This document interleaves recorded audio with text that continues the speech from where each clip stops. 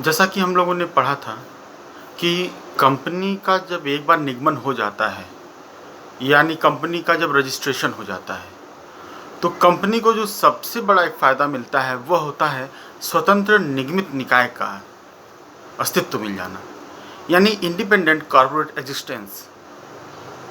जब कंपनी एक स्वतंत्र निगमित निकाय हो जाती है तो उसका अर्थ ये होता है कि कंपनी का अस्तित्व उसके सदस्यों से अलग हो जाता है।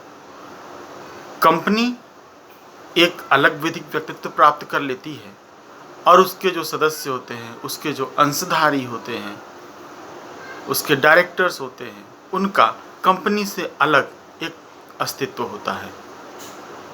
इसका मतलब सदस्य अपनी व्यक्तिगत किसी रिस्पॉन्सिबिलिटी को कंपनी के ऊपर नहीं थोप सकते, या कंपनी के किसी दायित्व को सदस्यों के ऊपर व्यक्तिगत रूप से नहीं थोपा जा सकता। दोनों का अलग अस्तित्व है। कंपनी चूंकि निगमित निकाय हो चुकी है, उसे विधिक व्यक्तित्व प्राप्त हो चुका है, उसको अपना अलग अस्तित्व दे दिया गया है, इसलिए कंपनी के दायित्वों को कंपनी के सदस्यों पर व्यक्तिगत रूप से आरोपित करना संभव नहीं है। यह सामान्य परिस्थिति है, लेकिन कभी कभी परिस्थितियां ऐसी होती हैं कि इस बात का निर्धारण करना ये आवश्यक हो जाता है कि क्या वास्तव में कंपनी के ऊपर जिस दायित्व का सृजन हो रहा है वह दायित्व कंपनी का ही होना चाहिए या किसी व्यक्ति का व्यक्तिगत दायित्व होना चाहिए। यानी परिस्थितियां ऐसी आ सकती हैं जब इस बात का संकट उत्पन्न हो जाए कि दायित्व का अधिरोपण निगमित निकाय के सिद्धांत के आधार पर कंपनी के ऊपर किया जाए, अथवा कंपनी और उसके सदस्यों को अलग न मान करके एक ही माना जाए और वह दायित्व उन सदस्यों पर अधिरोपित कर दिया जाए। यह जो समस्या है, दायित्व का अधिरोपण किस पर हो, यह एक विकट प्रश्न है,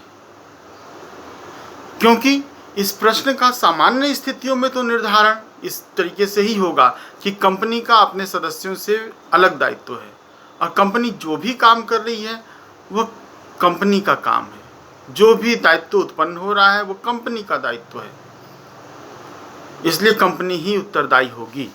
लेकिन अगर परिस्थितियां ऐसी हैं कि कंपनी पर दायित्व अधिरोपित करना कुछ परिस्थितियों में अन्याय की स्थिति को उत्पन्न करता है, या हो सकता है नैसर्गिक न्याय का उल्लंघन हो।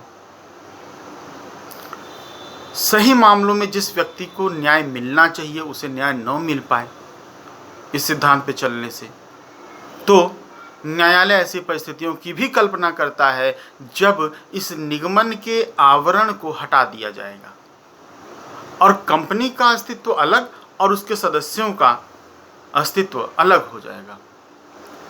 इसे कहते हैं निगमन के आवरण को हटाना, यानी लिफ्टिंग द कॉर्पोरेट वेल।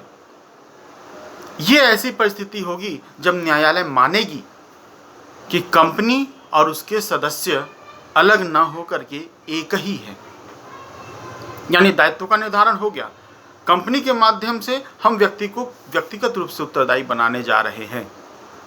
लेकिन ऐसा कब होगा, क्योंकि सामान्य परिस्थितियां इसकी इजाज़त नहीं देती। सामान्य परिस्थितियों में कंपनी का अस्तित्व अलग है और उसके सदस्यों का अस्तित्व अलग है, लेकिन हम सामान्य से इतर परिस्थितियों की बात कर रहे हैं।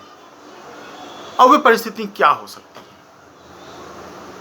तो इन्हें कुछ उदाहरणों के माध्यम से समझा जा सकता है। जैसे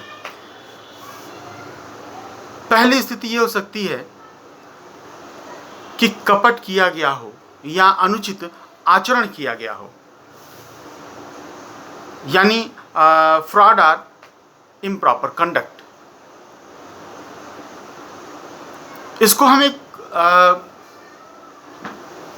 केस के माध्यम से समझ सकते हैं।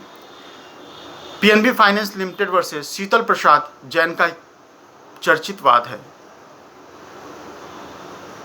इस वाद में हुआ ये कि एक व्यक्ति ने एक कंपनी से ऋण लिया और उस ऋण को 3 अलग अलग कंपनियों में इन्वेस्ट कर दिया। ये इसका एक पहलू था। दूसरा पहलू, जिन 3 कंपनियों में उस व्यक्ति ने इन्वेस्ट किया, उस कंपनी के केवल 2 ही अंशधारक थे। एक तो व्यक्ति स्वयं और दूसरा उसका पुत्र। यानी परिस्थितियां स्पष्ट हैं कि यहां कपट करने का प्रयास किया जा रहा है।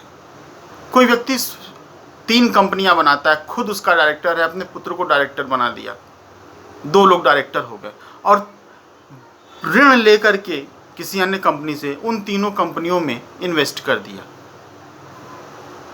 इसका मतलब साफ है कि कहीं ना कहीं अनुचित आचरण का प्रयोग किया जा रहा है।